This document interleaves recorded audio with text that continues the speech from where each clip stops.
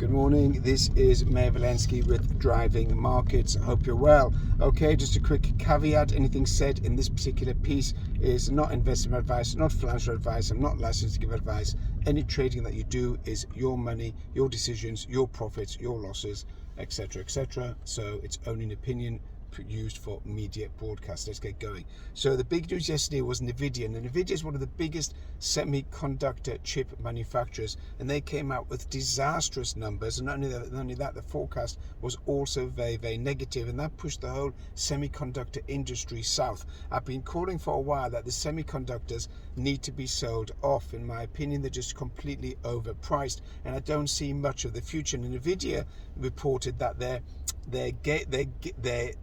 game manufacturing has been impacted by lower users and lower revenue, and that's going to be characteristic across the board with all of the semiconductor market. So the semiconductor field in the industry is a sell. It's too overpriced, and it's going to be impacted by higher inflation and higher costs. Remember, Nvidia, the semiconductor chip manufacturer, that it has a chip in most products, and as inflation rises, people start cutting back on their expenses and on their consumption, and that's going to impact significantly on companies like Nvidia. So take that into account. Also, other corporate earnings within the US came in negatively, and this is the characteristic across the global hemisphere. If you look at Germany, for example, as I said last week, Germany came in with a minus 8.8% GDP. It's one of the biggest losses in over 30-40 years of negative GDP.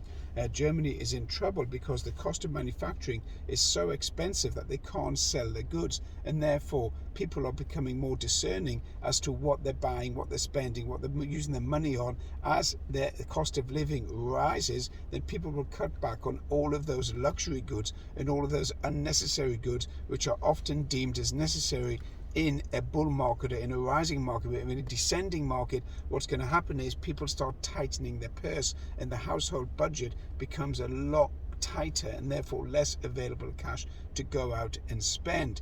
Saying that, we've got tomorrow the CPI and the PPI out on Thursday, and obviously the CPI and the PPI are big inflation numbers in the US, and I'm expecting them to be well above analyst expectations, and interest rates in the US to go up another 75 basis points when the Fed meets in August. Why is that? Because there is the normal inflation figure, which is running at 8.6 or 9.1% or 9.5%. I expect the inflation in the States to come in around about 10.5%.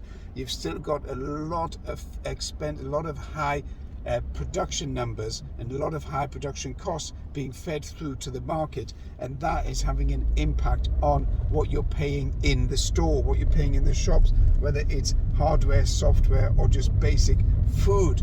The cost of food has gone up, the cost of getting delivery of that food has gone up, and that is going to push inflation much higher, in my opinion, than expected.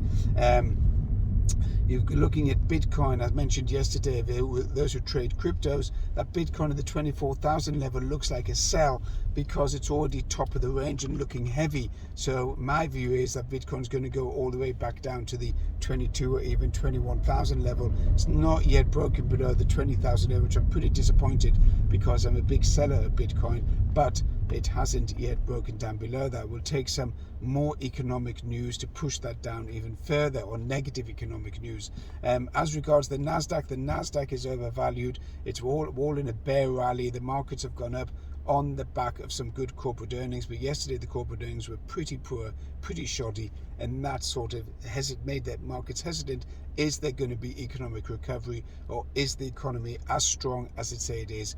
I don't believe it is. I think there's a lot of companies in trouble there, and that's going to come out soon and be fed through to financial markets. So at these levels, the markets are looking like a sell. Regarding FX or foreign exchange, you've got the dollar strength. Now, the dollar at the moment looks like it's maxed out and could be going in for a weaker period unless inflation comes in tomorrow and Thursday at particularly strong number, that's going to push up the dollar significantly, and it's going to cause a sell-off to other currencies. Dollar yen looks like a very, very interesting buy. Again, it's going to test the 140 level. It came off all the way to 131. If you remember on the YouTube broadcast, I've been saying the dollar yen is a buy at 131, 132, and it's back up there to 135. Probably going to push on to 140 in the near future. Overall, it's the summer, so it's quiet months. The market looks a little bit directionless, and it's waiting for some good quality indicators to see if we are going to grow or not going to grow. However, overall lack of liquidity is going to push the markets downwards because there isn't enough money to drive these markets forward. Okay, this is Mayor Valensky with Driving Markets. Have a good day.